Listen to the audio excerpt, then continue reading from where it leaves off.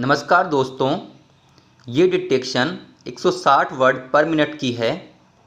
Detection start होगी 5 second बाद। Start. Speaker महोदय, मुझे बड़ी प्रसन्नता है कि आपके सौजन्य से मुझे खादी और ग्रामोद्योग के बारे में कुछ कहने का अवसर मिल रहा है।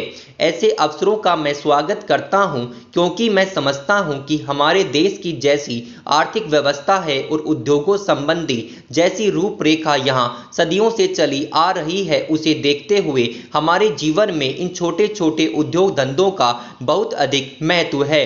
हम लोगों में यदि ऐसी धारणा न होती कि आधुनिक युग में भौतिक प्रगति का प्रतीक औद्योगिकरण ही है, घरेलू उद्योगों के लिए स्थान नहीं, तो इस बात को इतना जोर देकर बताने की आवश्यकता न पड़ती। यह धारणा भ्रमपूर्ण और निराधार है। यह स्पष्ट है कि भारत जैसे देश में जहां 80% लोग गांवों में बसते हैं और 70% से अधिक जीवन निर्वाह के लिए खेती और खेती से संबंध रखने वाले धंधों पर ही निर्भर करते हैं, औद्योगिकरण बेकारी की समस्या को हल करने की अपेक्षा अधिक जटिल बना देता है।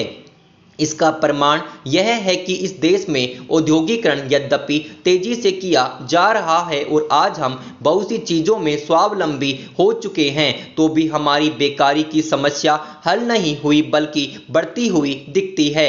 ऐसे देश में छोटे छोटे उद्योगों का और विशेषकर ऐसे उद्योगों का जो सरलता से घरों में और दूसरे धंधों के साथ किए जा सकते हैं, एक विशेष महत्व है। यदि हम इस तथ्य को समझे बिना अपनी सारी शक्ति औद्योगिकरण में ही लगाने का निश्चय करें और यह आशा करें कि इससे बेकारी की समस्या हल हो जाएगी, तो इसमें कोई संदेह नहीं कि अंत में हमें निराश होना पड़ेगा।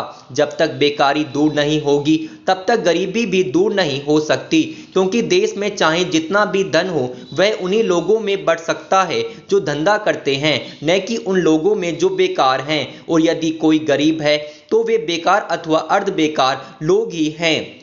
इसलिए देश की संपन्नता और ग्रामीण जनता के हित से इस भ्रम का निराकरण करना आवश्यक है और ग्रामोद्योगों की उन्नति करने के हेतु भरसक प्रयत्न किए जाने चाहिए। इस दिशा में इन दिनों जो सबसे महत्वपूर्ण कदम उठाया गया है, वह है भारत सरकार द्वारा खादी और ग्रामोद्योग मंडल की स्थापना। सरकार ने इस मंडल को स्थापित करके ग्रामोद्योगों के महत्व को ही स्वीकार नहीं किया, बल्कि उन्हें मान्यता देकर उन उद्योगों को उन्नत करने का दायित्व अपने ऊपर लिया है। जहां तक नीति निर्धारण का प्रश्न है, यह मान लिया गया है कि देश के सामाजिक और आर्थिक आयोजन में ग्रामोद्योगों को स्थान मिलना चाहिए और इसके लिए सरकार यथासंभव साधन जुटाने की भी व्यवस्था कर रही है। प्रथम पंचवर्षीय योजना के संबंध में मैं अधिक कुछ कहना आवश्यक नहीं समझता। आप लोग तो जानते ही हैं कि खादी को उन्नत करने के संबंध में सरकार ने विचार व्यक्त कर दिया है।